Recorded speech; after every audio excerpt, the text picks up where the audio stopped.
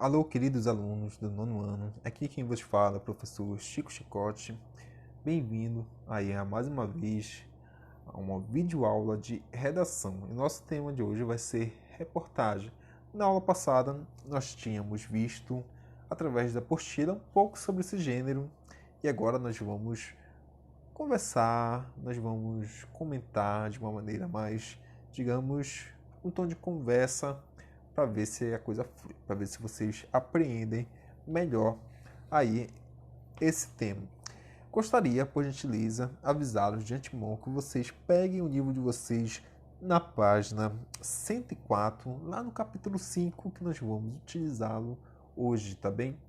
Queria falar para vocês que essa aula é organizada, promovida pelo Centro Educacional Edificar e vamos lá. Pois então, gente, reportagem. Reportagem é um gênero importantíssimo na nossa vida social, importantíssimo para a sociedade como um todo, fundamental, e ela é prima ou irmã gêmea de outro gênero que é chamado notícia. Logo, logo nós veremos aí a distinção entre elas, tá bem? Vamos, no primeiro momento, entender o que é reportagem. Que diabos é esse gênero? Olha, é um gênero midiático, é um gênero que lhe pode aparecer tanto em televisão, quanto em jornais, revistas, internet, rádio, dentre outros, não é? Então, reportagem, leiam aqui, é um gênero textual não literário, ou seja, não aparecerá palavras de duplo sentido, em muitos casos sim, mas ela é considerada um texto jornalístico vinculado pelos meios de comunicação, jornais, revistas, televisão, internet, rádio e assim por diante. Tá? Já no livro de vocês, reportagem utiliza vários elementos da notícia como relato e exposição de informação. Está dizendo aqui. Explorando mais detalhadamente e analisando os fatos sob vários pontos de vista. Ou seja, a notícia vai até o fato e a reportagem ultrapassa. Em geral, adicionando a eles momentos críticos e opiniões de especialistas. Né? Então, como vocês podemos perceber, como o próprio livro já começou essa discussão de notícias versus reportagem, a notícia ela vai ser mais curta e geralmente ela vai ser diária, geralmente ela vai ser no presente. Eu posso falar sobre um assunto que é a pandemia, por exemplo.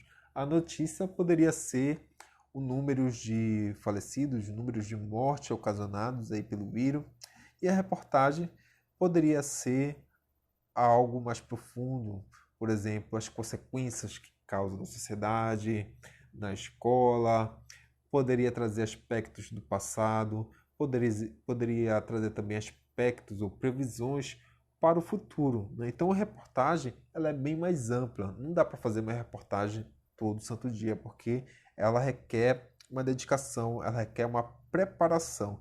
Então a reportagem ela pode trazer gráficos, ela pode trazer depoimentos, tanto a favor quanto contra, perdoe-me.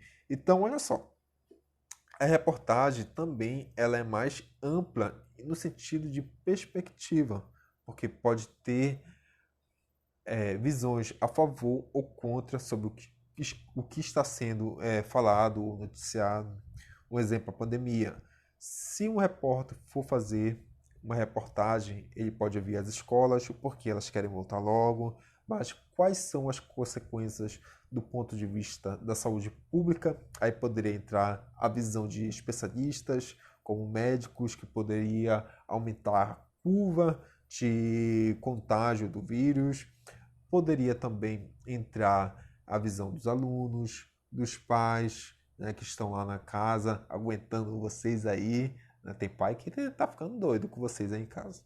Então, percebo que a reportagem ela é bem mais ampla, bem mais densa e pode trazer aspectos do passado, do presente, do futuro, perspectivas para o futuro, melhor dizendo. Então, embora ela tenha muitos elementos da notícia, a notícia é algo factual. É algo ali que acontece e vai reportar aquilo. Já a reportagem não, é algo mais trabalhado, mais complexo. E olha só, por mais que, a reportagem seja vasta, seja ampla, há uma certa estrutura, né? Mas a priori ela pode começar, ela pode ter estrutura de diversos modos. Mas a gente encontra algumas recorrências por aí. Por exemplo, uma reportagem ela começa com um título. Sempre tem aquele título chamativo para chamar a atenção. Geralmente tem um subtítulo também, ao qual ele que vai afirmar aquele título, né, vai dar certeza. E também tem a lead, não é? Que é uma espécie de pequeno resumo, que vai aí trazer questões de quem está falando, onde está acontecendo, quando foi isso, como, o porquê, o que. Então, ali para trazer logo esses elementos para situar o leitor. E também há o corpo do texto. E nesse corpo pode ter depoimentos, pode ter gráficos, pode ter, enfim, inúmeros outros gêneros contidos na reportagem para trazer mais informações, não é? Então veja aí a complexidade que é a reportagem. Diante disso, vamos lá para a página 105 do livro de vocês. Vamos fazer a leitura. Eu vou ler aqui no livro, tá? Eu vou deixar aqui minha carinha aqui no meio. E recomendo também que vocês me acompanhem aí. Perdoe-me, é porque aqui no meu livro a letra é muito pequena e eu sou míope e astigmata. Então, muitas vezes tenho dificuldade em enxergar, tá? Vamos à leitura. Página 105. Página 105. Primeiro momento, aí no tópico, primeiro momento. O português.com. A comunicação expressa das salas de bate-papo e dos blogs está mexendo com o idioma em casa e nas escolas. Isso é bom? A vida linguística do futuro está por um fio? Há quem suspeite que sim e culpe o pragmatismo do usuário da internet por sua agonia. Na ânsia de se comunicarem no curto espaço de tempo, eles abreviam palavras ao limite do irreconhecível, traduzem sentimentos por ícones e renunciam às mais elementares regras da gramática. O resultado dessa anarquia comunicativa divide opiniões. Linguista respeitado, o inglês David Crystal, autor do livro A Linguagem e a Internet, chama esses defensores da sintaxe de alarmistas e não prevê um futuro desastroso para a gramática por causa da rede. E lembra, um ponto importante. A invenção do telefone provocou a mesma desconfiança dos estudiosos, preocupados com o risco de uma afasia epidêmica entre os usuários. Por incorporarem uma linguagem cheia de alôs, eles corriam o risco de perder a capacidade de expressão e a sociabilidade. Não foi o que aconteceu, lembra, Cristão? Ele faz uma previsão otimista. O jargão dos chats, sala de bate-papos e blogs, diários que se tornam públicos, podem estimular outras formas de literatura e desenvolver autoconhecimento de jovens, como percebeu ao analisar conteúdo de blogs ingleses. Outro lado da história é contado por psiquiatras. Parte de adolescentes com distúrbios de linguagem estão levando os filhos aos consultórios e recebendo um diagnóstico, no mínimo, preocupante. Suspeita-se de uma onda de dislexia discursiva. O jovem, que até então não apresentava nenhum problema na escola, começa a ter uma avaliação catastrófica dos professores. Perde a capacidade de entender o que lê fora do ambiente da rede, sem entender, não tem condições de julgar e, sem posição crítica, fica incapacitado de reflexões profundas sobre a realidade que o cerca. Os pais imaginam que o filho está mentalmente perturbado ou tomando drogas, mas ele apenas renunciou ao seu potencial expressivo para adotar a linguagem estereotipada da internet. O adolescente viraram suas vítimas preferenciais. Os jovens Vocês estão me assistindo aí, gente? Perdoem. Vou colocar vocês para cá. Os jovens erguem uma barreira contra seus pais, que não compreendem uma só palavra das mensagens trocadas com os coleguinhas, mas ficam igualmente isolados, incapacitados de escrever segundo os códigos linguísticos formais. O alerta é do médico neurocientista paulista Cláudio Guimarães dos Santos. Essa simplificação da linguagem pelos adolescentes não pode ser entendida como alternativa, porque esse código acaba tomando lugar da escritura convencional. Analisa.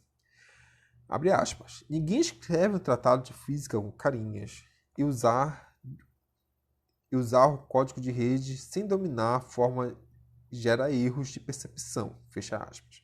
O psiquiatra refere-se aos ícones conhecidos como emoticons, que os internautas usam no correio eletrônico e em seus webblogs para comunicar aos interlocutores que estão tristes, alegres, entediados, eufóricos ou simplesmente indiferentes.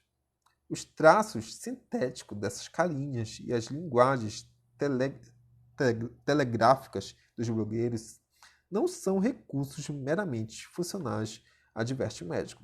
Eles revelam que esses jovens consideram supérflua a escritura formal. Abre aspas.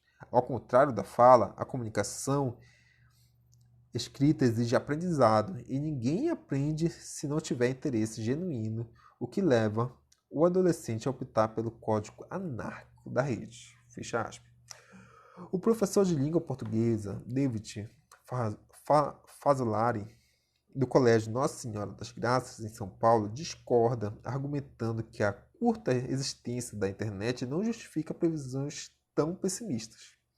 A linguagem usada nas salas de bate-papo, nos blogs, diz é um simulacro da comunicação oral, dinâmica por natureza. Abre aspas. As abreviações, os signos visuais e a ausência de acentuação representam apenas um jeito de se adaptar ao teclado. Observa o professor. Ele não acredita que as normas cultas será contaminada pela simplificação.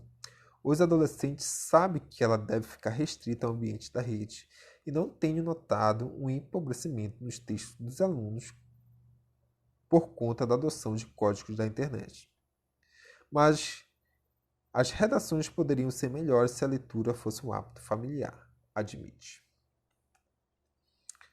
O estudante Leandro Rodrigues Gonçalves, de 17 anos, mantém seu blog com um diário para criticar religiosos e polemizar com outros blogueiros. Começou a usar no lugar de com acento e trocar o não por não, até pensar no vestibular e concluir que era melhor render-se à sintaxe convencional.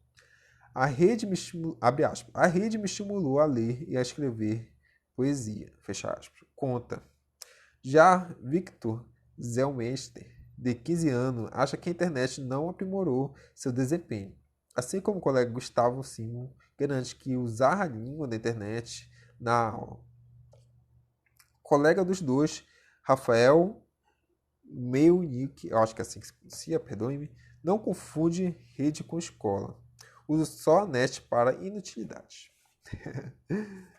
Educadores não identificam perigo nessa linguagem eletrônica. Abre aspas. Costumam ver com desconfiança aquilo que foge ao nosso controle, mas não acho que a rede empobrece a língua.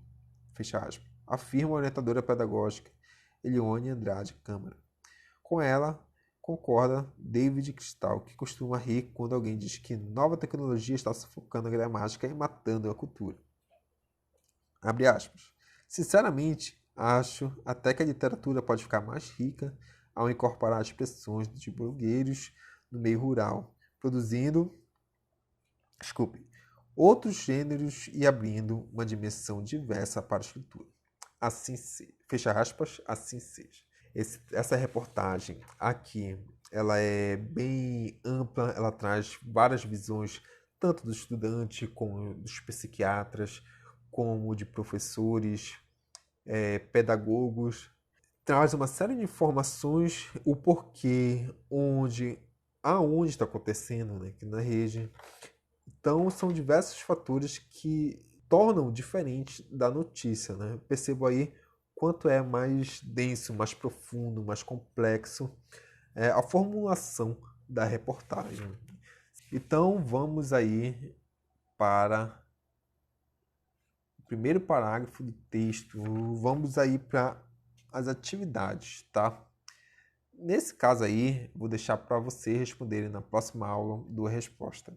Eu vou querer que vocês me mandem no WhatsApp o gabarito, tá bom? Beijocas e até mais.